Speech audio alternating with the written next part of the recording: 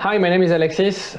Welcome to this video. In this video, I'm going to explain you why silence is essential if you want to get back with your ex, the importance of silence when it comes to a breakup recovery. I'll explain you everything. It's based on the consultations I had with my clients. So I have like clients, the one-to-one coaching on a daily basis with my clients, and I really see a massive difference when we use silence in the best way and how it affects your ex and how it drives your ex actually back to you. It's not magic, it's psychology, it's a little bit of physics, you'll see. I'll explain everything after the jingle. IGetMyExBack.com. Everyone deserves a second chance.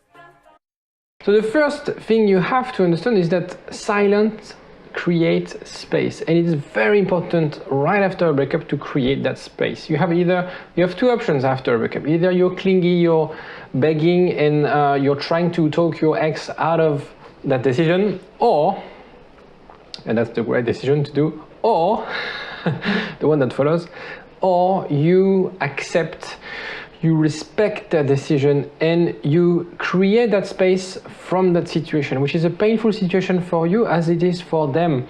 You create space from the pain, also from yourself. You know, being always constantly in touch with your ex will be painful. And you've probably done that before doing no contact. Maybe you're about to do no contact. You're not so sure. And I'm pretty sure that's really painful right now. So create that space that will really help you manage and cope with that pain. Create that space from dependency.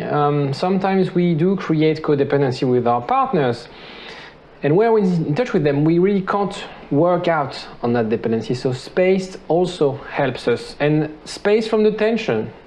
Maybe the breakup was ugly. There's a lot of tension usually when people break up. So silence create that space, create that room for yourself to heal, from themselves to reflect, and also from yourself to reflect and from themselves to heal. It has strong implication on your ex's side, and it has strong implication on your side. Silence helps you feel more confident. Again, you can focus on you rather than just focusing on what will be the next message you send, or focusing on when your ex will reply to a message, on what they're up to on social media. Now you are at the center of attention. They are not anymore. Use that space. A relationship is about 30 hours per week of time. So what are you doing with those 30 hours? Create that space and use that space. You can choose what you do. You know, they decided to end the relationship. Now you can define, control your life and choose whatever you want. It's a decision. Right? You can make that decision here and now of what you're going to do. You can basically take back control of your emotions, your thoughts, your activities. This is your time right now to make that decision with yourself. What do I want to do? What are the things that I want to do? Do I want to let emotions and thoughts control my life? What are the actions I want to make in order for me to feel better and attract my ex? These are the questions, these are the things you have to ask yourself right now. And if you're not sure, if you don't know, if you're lost, if you're confused, if you have tons of questions, and I'm sure you have, don't hesitate to get in touch with me, either booking a call with me or sending me a WhatsApp. I'll be more than happy to help you and see whether coaching is the right thing for you, whether there's a book I can recommend, whether maybe I can just give you some recommendation and tips on, you know, pointers or where you should be going. I love doing that, so don't be shy. I'll be really happy to help you out. Silence creates attraction. Silence creates attraction. They'll be thinking, what are they up to? You know, I took that decision. We had something amazing together. I took the decision to end the relationship, and now I have no news from him or her. Have they moved on? I'm curious. I'm spying on the social media. I'm trying to see what's going on. So maybe they don't do that every hour or every day, but they'll still be thinking about you. They'll still be very curious about you. And the longer the no contact, the more intense that fear of missing will be strong. And there's a say from Aristotle, nature abhors a vacuum. And so silence creates that vacuum. Now, the question is, how can you fill this vacuum up? It creates that condition to meet your ex again. You create that space, they will want to fill that space, okay? But they will want to fill that space with yourself, but the better version of yourself. That's the most important thing. So really, you create that vacuum. They will hate being in that, that you create that vacuum. I'll give you an example of why we hate so much this kind of space, why we hate so much silence, why it's very uncomfortable to have this silence. For example,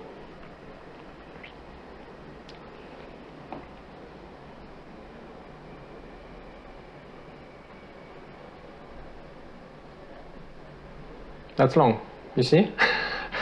In a conversation, for example, silence is really hard to accept. In relationship, silence is really hard to cope, to manage. In physics, every time there's a vacuum, there's stuff will get to fill that space. And so that's what you will create. You'll create that, instead of running after your ex, you create that space that will attract. When you create a vacuum, solid and sort of material will sort of directly be attracted within that vacuum. I don't know if it makes sense, but it's basically physics. That's how a vacuum cleaner works. So it's really attracting that thing rather than pushing that thing. And so you have to be ready to feel this space, ready to feel this silence. Don't be lazy, don't be miserable, don't come across as lame, as the one who like, oh, yeah, I'm so sad that you broke with me. Imagine yourself going, bumping into your ex at a bar. You want to show up like you're confident, you look great. Show them that the breakup didn't affect you. It affected you, but it didn't defeat you, right? You are that amazing person that they're actually losing, okay? You have to make them regret breaking up with you. And that's what I do with my clients. I want their ex to regret that they broke up with them. And that's what creates the situation and the condition for them to get back together. So create those conditions. And when it comes to make your ex regret breaking up with you, it's more about actions, it's more about how you grew, it's more about how you've changed, it's more about how you come across versus the words. And a lot of people, actually a lot of guys, they think they can have a good, points and have like sort of a speech, or this is what I've done and I'm going to showcase. It doesn't work. Words are meaningless after a breakup. It's really about the actions that you take, the person you've become. This is what your ex will assess, and they'll assess whether you're an attractive person, whether you're that person that they fell in love with, whether you can reignite that flame that you had together, that passion that you had together, because at some stage you were in love, right? And we can use that. We can really tap into that.